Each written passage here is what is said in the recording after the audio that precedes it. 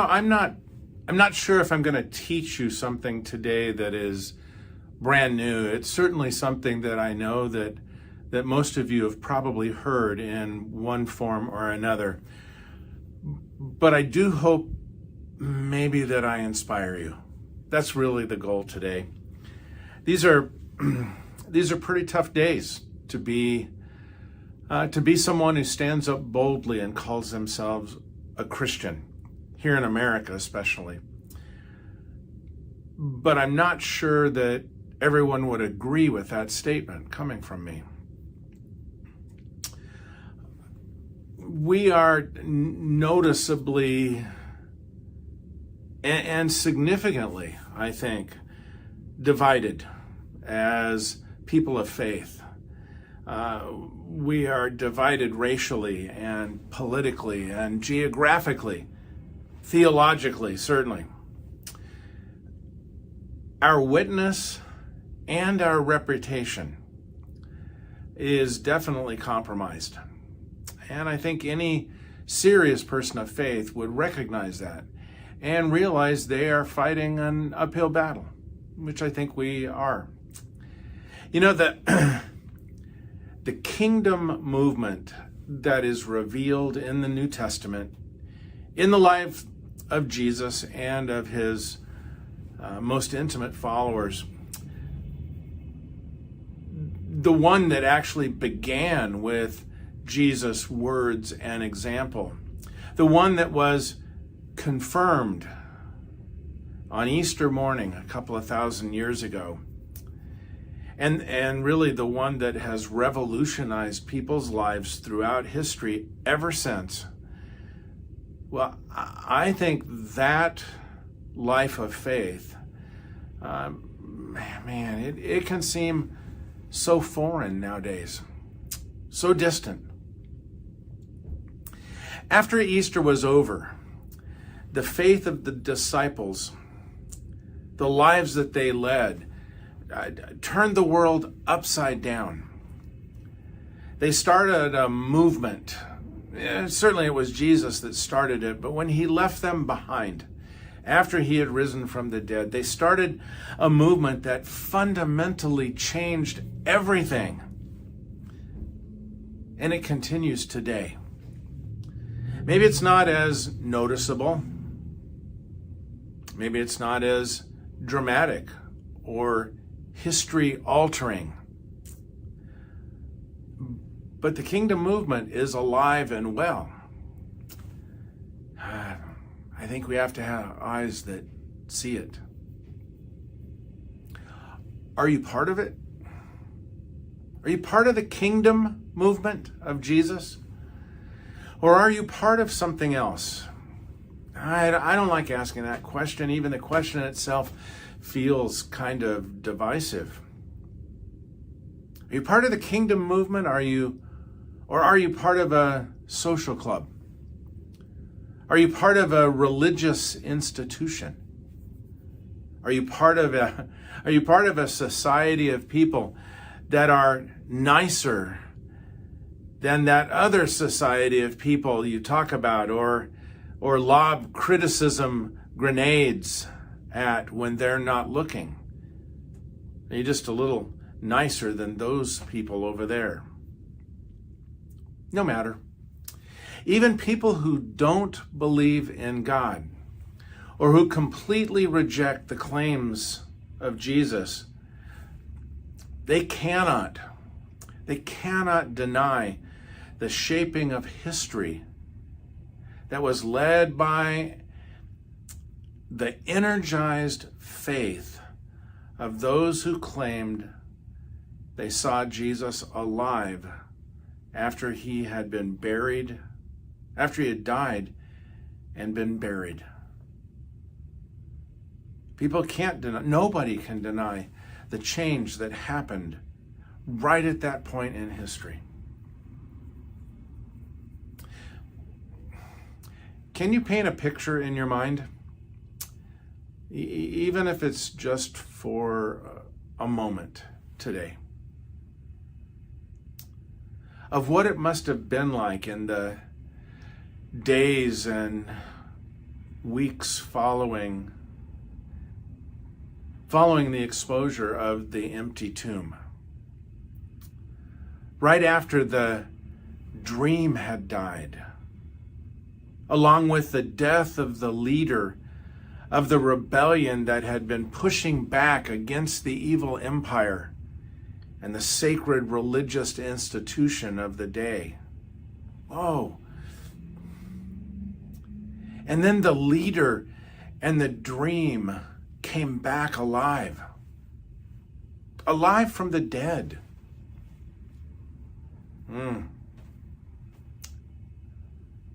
I can picture it. So what about nowadays? What about right now? You know, just a couple of months down the road, when for us here in 2024, we had the yearly epic injection of faith that Easter Sunday brings, when all of our attention is focused on that event in history. What about now? After the holiday, after the big day passes, what are we to make of the resurrection story? Does faith in the reality of that story continue to fundamentally change everything in our lives? Right now, today. This is really harsh. But is the world really a better place? Is the world that we live in really continuing to be transformed by people with such a faith? Does that kind of faith really still matter to us? The faith that turns the world upside down.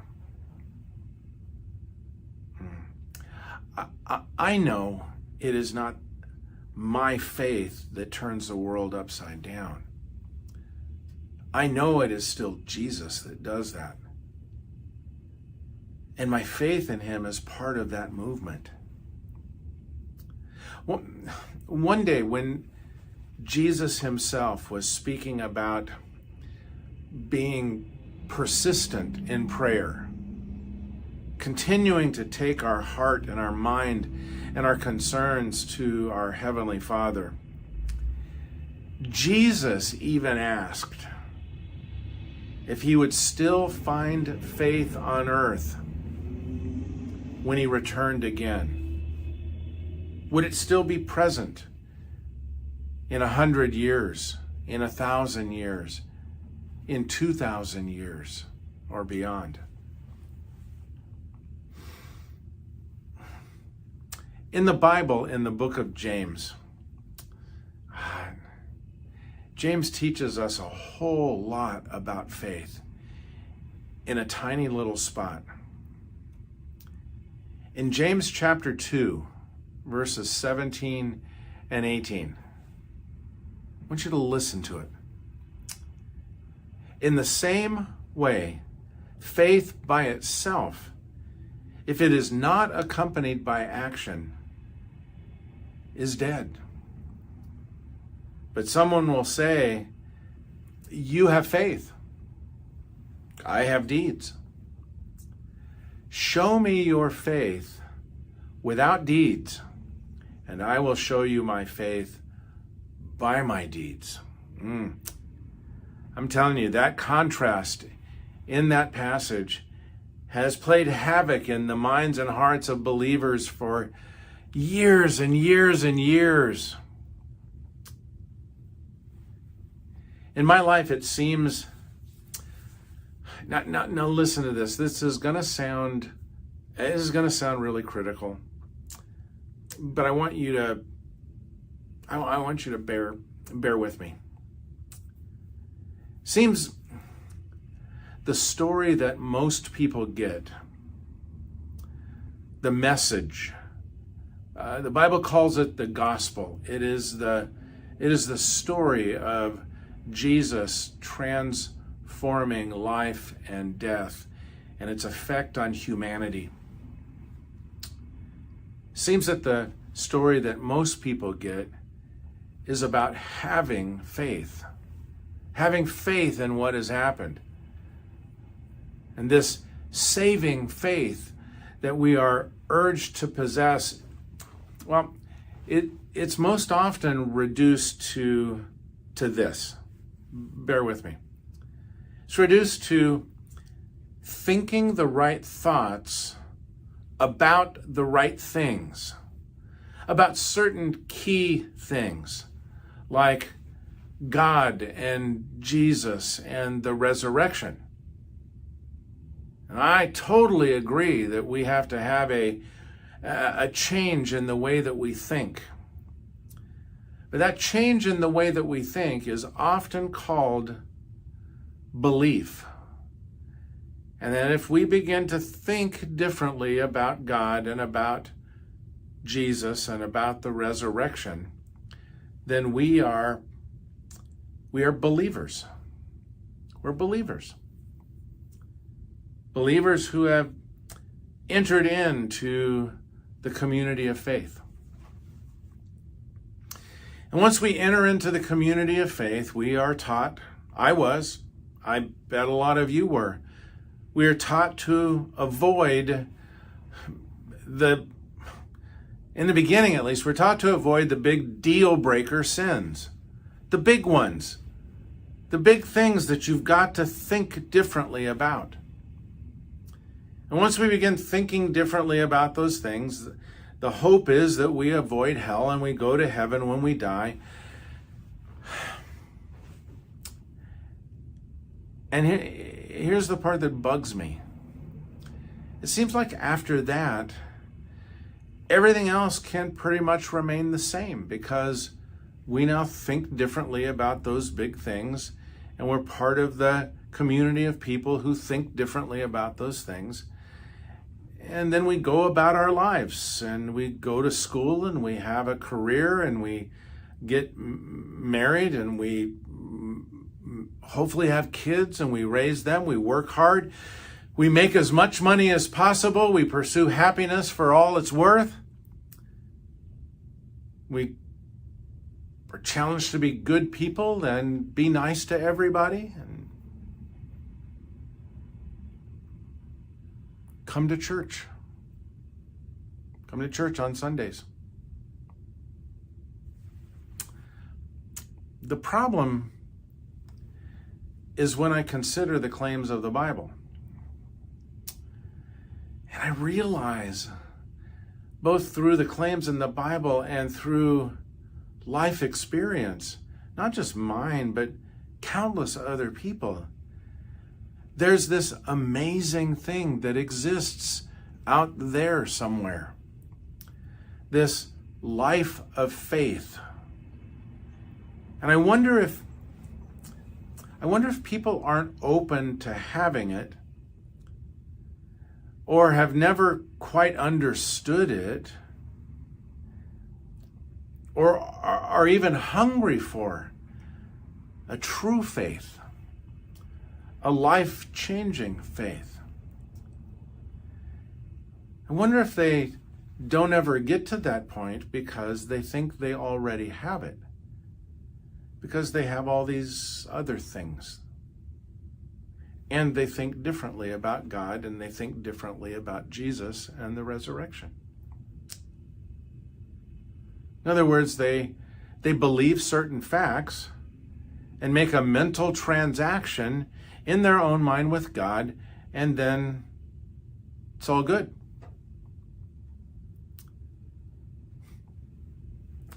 I've said this before, and honestly, I hope I live long enough to say it again down the road, 3 or 4 or 5 years from now. Again, I believe this so much, and it helps me crystallize what I'm thinking and what I'm saying. A life of faith is Well, it's like a husband or a wife who has security in the marriage pledge or the marriage license rather than feeling secure in the quality of the relationship. I've got this paper. I got married today.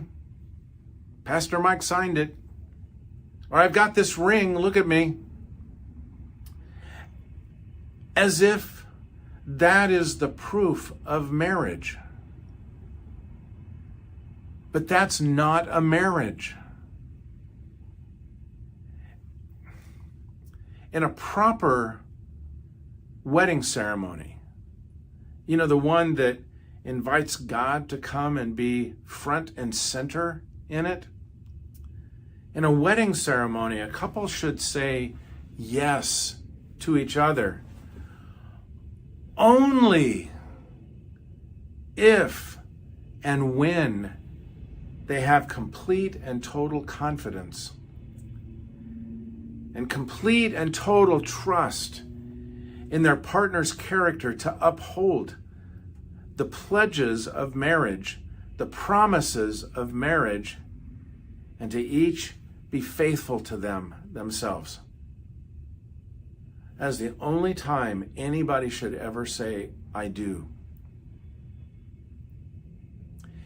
You see, in a marriage-like context, faith is inseparable from faithfulness. And so it is with our whole lives as well. The pledge to have faith in Christ is inseparable from the pledge to live faithfully for Him. The meaning of confessing Christ as Lord, the meaning and the purpose of recognizing that one day, maybe your day, you will bow your knees. I will bow my knees and confess that Jesus is the King, and I will faithfully live in submission to His kingship. Well, to confess Him as the Lord of our lives without submitting to Him as the Lord, well, it's a complete contradiction. It cannot be done. Look, I am reminded that 49 years ago, this month, 49 years ago this month, I looked into Wanda's eyes, my wife's eyes. I looked into her eyes and I pledged my life to her. I promised my life to her.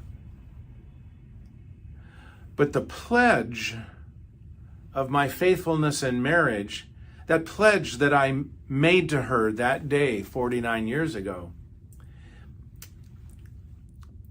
it wasn't itself. The pledge itself was not the life I actually gave to her. My pledge didn't magically make the marriage simply because I said it or signed it. It was simply a part, but albeit an important part, of the wedding ceremony, the wedding act. Rather, that actual life that I pledged to her has been the life that I have lived each and every moment after I made the pledge. That is my marriage. That is what makes us married, is every day fulfilling the promises that I said. Do I do it perfectly? Of course not. Am I aware of it? Is that my goal? Is that what I strive to be and do? Of course. Of course. The quality of my marriage, therefore, isn't decided by whether or not the words of the pledge came out of my mouth all those years ago.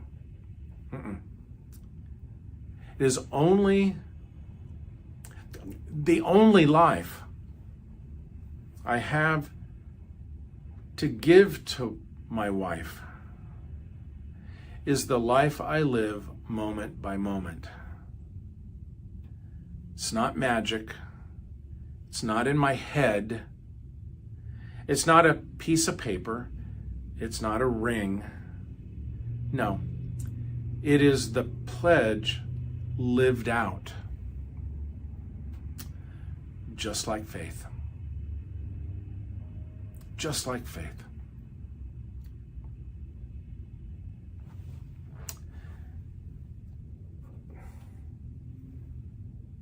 Just another reason why this moment is so special, why it is so important. When we eat the bread and drink the juice of communion, we remember that at the Last Supper, the model and the example we follow as we share in this moment, Jesus said these words. In the same way, after the supper, he took the cup, saying, "This cup is the new covenant in my blood, which is poured out for you." This is the promise. This is the pledge that gets reenacted all the time throughout history by those that claim to be his followers. This is a covenant of promise. What Jesus promises to do for us, what we promise to do for him. His is perfect. Ours is flawed from beginning to end because of sin and humanity. But we come back again and again to renew the promise of faithfulness because we trust in his faithfulness back to us. Till next time, see you.